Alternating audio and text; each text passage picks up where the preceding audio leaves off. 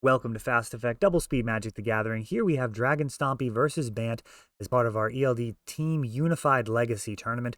That event, each team of 3 Legacy decks would only have legal playsets amongst the full 3 decks. So, for example, Force of Will, you could only have 4 Force of Wills amongst your entire team, meaning that only a third of the meta at most could be Force of Will and Brainstorm decks, and really create some interesting deck building challenges. So here we've got Dragon Stompy, which was a popular choice, as was Bant. I believe that was the most popular Force of Will deck.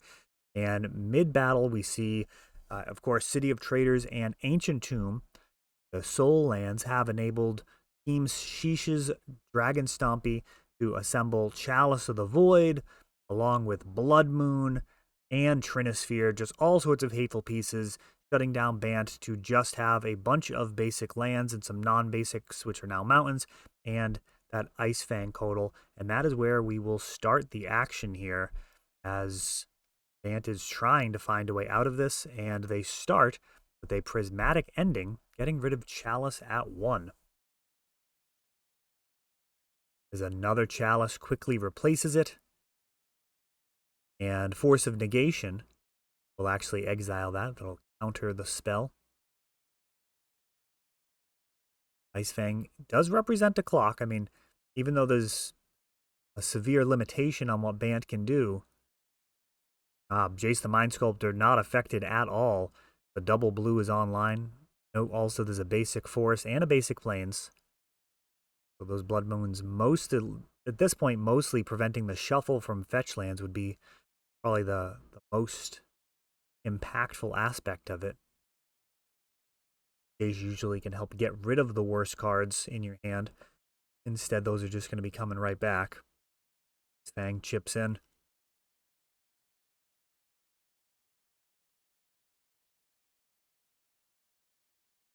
And got a Goblin Rabble Master.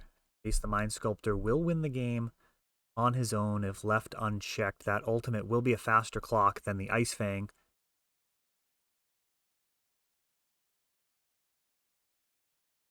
Exiling all cards from target player's library and then shuffling their hand into their library. It's quite a powerful effect.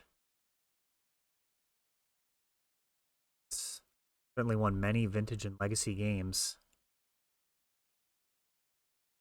Something big here. 6 mana for Shatter Skull Smashing. So this land primarily comes in as a red source that bolts you. However, it does give you the option to take out creatures and planeswalkers, and that's what we see here. A Dress Down and an Endurance. So Dress Down's going to draw a card and stick around till the next turn. Endurance is a very legitimate body here. Despite having all of these lock pieces on board, Dragon Stompy not in control, as Euro sticks as well. Dress Down makes it so Euro is going to just come in as a 3-mana 6/6. You don't get to draw the card, boo-hoo. You just get a 3-mana 6/6 that the next turn will actually close out the game. Of course, if the life totals were different, Euro would just get to business drawing cards during each attack step as well. So Dress Down with Euro, a dangerous combination as Bant picks up game 1. See what Dragon Stompy can do with the play. Presumably, play a potent lock piece on that first turn. That's really what it's designed to do, and I'll tell you, the games where it doesn't do that, the win percentage is going to be much, much lower. You're looking for a Chalice of the Void, Blood Moon, or Trinisphere, something along those lines, Magus of the Moon, something to really impact what your opponent's trying to do. Even against a deck like Bant, it is terrible to just let them do kind of their plan A. You've got to make them react to you. Otherwise, you're just going to get run over. You're often trying to win with things like Goblin Rabble Master, Legion Warboss, Simian Spirit Guide. I mean, these are not the most potent threats, but they do win the game if uncontested. Of course, it does not take much to trump a 2/2 in battle, but if you can make it so your opponent can't resolve any of their spells, then you're going to be in good shape and be able to mop up with literally whatever your deck gives you. So here we go. Dragon Stompy gonna have the play. Ancient Tomb. Exile Simian Spirit Guide into a Blood Moon. That gets a Force of Negation. Tropical Island, not the ideal opening. You actually want a basic land against this deck, or a fetch to find a basic. They do have a basic island. This Trinisphere, making all the spells cost one more. Rabble Master now showing up. Bant stuck on just one land. Rabble Master certainly will end up winning the game if left unchecked. And if Bant doesn't find another land, they're not even in this game. This is precisely what Dragon Stompy is looking to do. And now Magus of the Moon. Another Blood Moon effect. That's actually it. Bant is just going to scoop it up. They're facing really needing to draw another mana source just to be able to cast any spell, thanks to the Trinisphere. And Magus of the Moon shutting off fetch lands. Of course, they can tap for red mana. They are mountains. But that is exactly what Dragon Stompy's looking for, is kind of the non-games. A counter spell in the form of Force of Negation on that first effect. Landed the Trinisphere, which proved to be the more important spell. Followed up with the Magus of the Moon.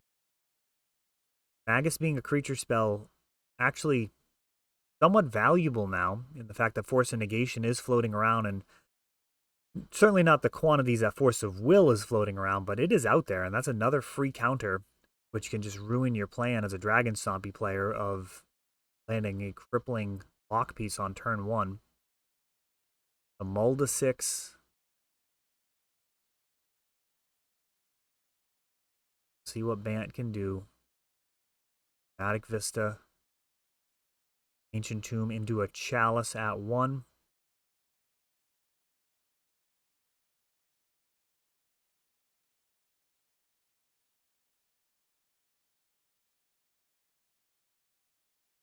Basic Forest.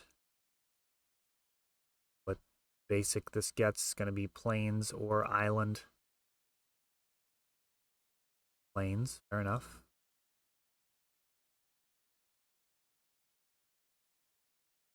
See a prismatic ending here. Certainly feels that way. Fetching out that basic Plains.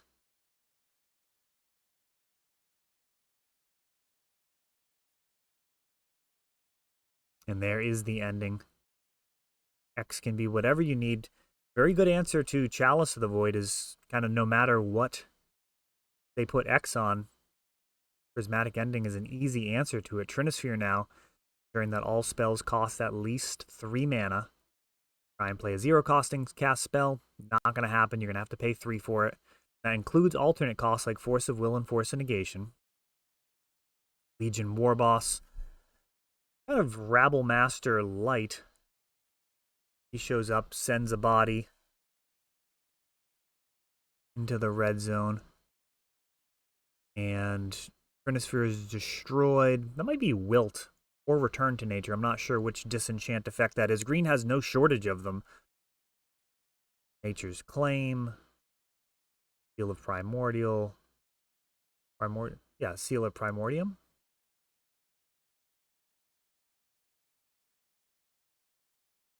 There's plenty of green effects that destroy artifacts and enchantments. Prismatic Ending has crowded out a lot of the utility spots. Just so solid at what it does. Not a lot of super high CMC cards that Ending would need to take care of. And trying to land another Chalice of the Void. Bant grips the Force. But instead we got a Swords to Plowshares. And gonna allow the Chalice to resolve. So perhaps no more 1 casting cost spells in hand for now. Not super worried about it. More concerned about a potential game ender. Try and end the lock later on. And here's a Force of Will pitching Dress Down. Stopping Rabble Master. A Lonely Goblin chipping in there for damage.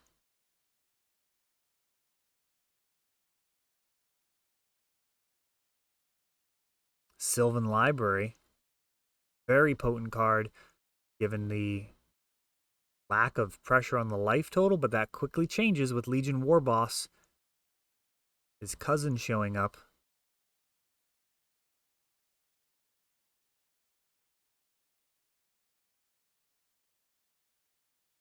Starting to mentor up some of these goblin tokens. Left unchecked. Of course, it is dangerous because Endurance can flash in, forming his removal. Ice Fang flashes in. Oh, and hits the Terminus. Very nice.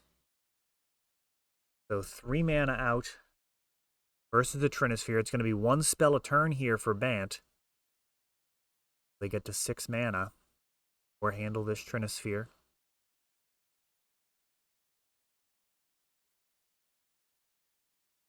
Magus of the Moon. Going to do legit nothing versus Bant's mana base. Crazy. However, it's going to catch a Force of Will anyways, perhaps just because of the damage, just trying to drag things out.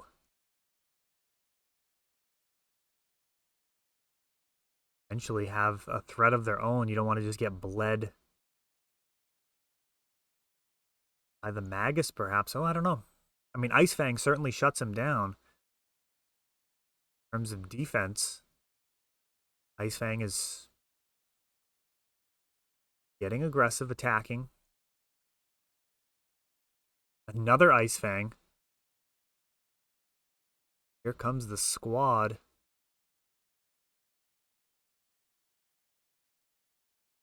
Who at a turn is a much more legitimate clock. And Euro a ways away from being able to cast him from the graveyard currently. Rabblemaster. One of these Ice Fangs going to be very happy to trade with him, perhaps. No, just going to go with the ending. Trying to win the race, not holding back a snake to trade with this token. Just trying to get there. Shatterskull Smashing clears both of the snakes. Man, that land does a lot of work.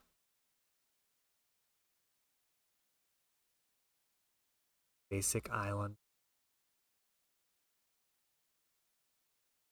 Close to being able to escape Euro here. Sylvan perhaps finding the land necessary. Yes. Fetching for another basic force. I believe Bant is on like at least 6 basics. Super tough matchup for Dragon Stompy. We see here why. Even having a Chalice and a Trinisphere out, they're still facing down a Euro. And it's looking like it's going to take away any hope for Dragon Stompy here. Refilling Bant's hand. Oh, Jace the Mind Sculptor. And that's going to do it. Just no way. Just casting way over the top. As far as Legacy goes, we got these 4 casting cost Planeswalker and Jace, Euro. Both of them game-winning spells that resolve through those lock pieces.